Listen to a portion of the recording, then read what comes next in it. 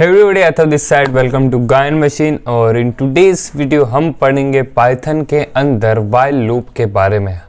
हमने for loop पढ़ लिया है हमारी कंप्लीट मशीन लर्निंग की प्लेलिस्ट में। पाइथन वाले पार्ट में हम पूरा डिटेल में कवर कर रहे हैं और आज अब बारी है लूप्स के अंदर वाइल लूप के बारे में। सो वाइल लूप तब तक चलेंगे जब तक वो कंडीशन ट्रू होगी। यस, अगर एक कंडीशन हमने डिक्लेयर कर दी है और जब तक वो ट्रू होगी तब तक वो वाइल लूप एग्जीक्यूट होगा। मैं आपको एक एग्जांपल के थ्रू समझाता हूँ, थोड़ा सा डिफरेंस के साथ भी। जैसे मैंने फॉर लूप लिया जो हमने प्रीवियस वीडियो में पढ़ा था। तो फॉर आई इन रेंज, मैंने लिख दिया फॉर आई इन रेंज। किस में? रेंज हमने ले ली 5। For I in range 5 print कर दो। अरे यार क्या हो गया टाइपिंग को, प्रिंट कर दो आई। ओके, हमने शिफ्ट एंटर किया तो प्रिंट हो गया हमारा 0 1 2 3 4। ओके, सो इस तरीके से वाइल लूप के लिए हमने पहले आई को डिक्लेयर किया, आई इक्वल्स टू 0 हमने डिक्लेयर किया। फिर हमने लगाया हमारा वाइल लूप। वाइल कब तक? जब तक आई लेस देन 5, जब तक आई 5 से छोटा है। ये आप क्या करो, आप इस लूप को चलाओ और आप प्रिंट कर दो किसको? आई को। और जब आप आई को प्रिंट कर दो उसके बाद आप क्या करोगे? आप करोगे i equals to i plus 1। Okay, i equals to i plus 1 आप करोगे, या फिर आप इसको ऐसे भी लिख सकते हो आई प्लस इक्वल्स टू 1। इसका मतलब एक ही है। हमने शिफ्ट एंटर किया और ये हमारा लूप एग्जीक्यूट हो गया 0 1 2 3 4।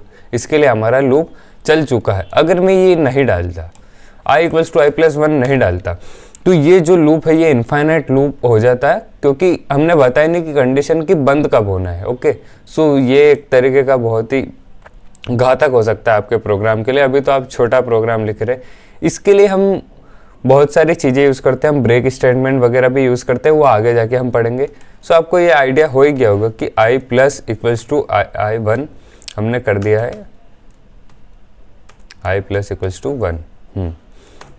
तो हमारा ये लूप चल चुका है। जब आई की वैल्यू 0 थी, वाइल के अंदर गया, इसने कंडीशन देखी कि हाँ ये ट्रू है, तो इसने इसको प्रिंट करवा दिया। और जैसे आई की वैल्यू यहाँ पर हमने इंक्रीमेंट करके 5 करी, ये लूप यहाँ पर टर्मिनेट हो गया है और हमारा प्रोग्राम यहाँ पे ख़त्म हो गया, मतलब यानी कि एग्जीक्यूट हो गया।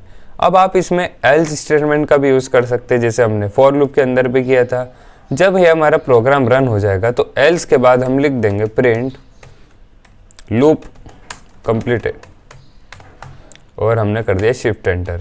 Print loop completed.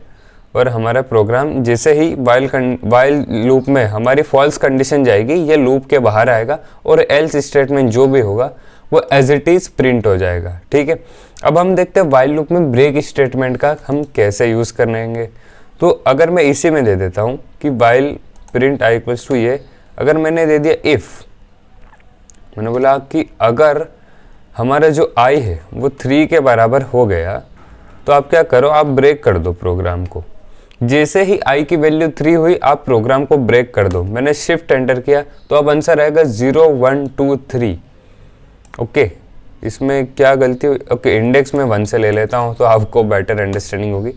तो जैसे हमने ये किया तो 1 2 3 हमारा प्रिंट हो गया है, तो ये हम प्रिंट के बाद दे देंगे और ये इफ़ कंडीशन हम इसके पहले दे देंगे।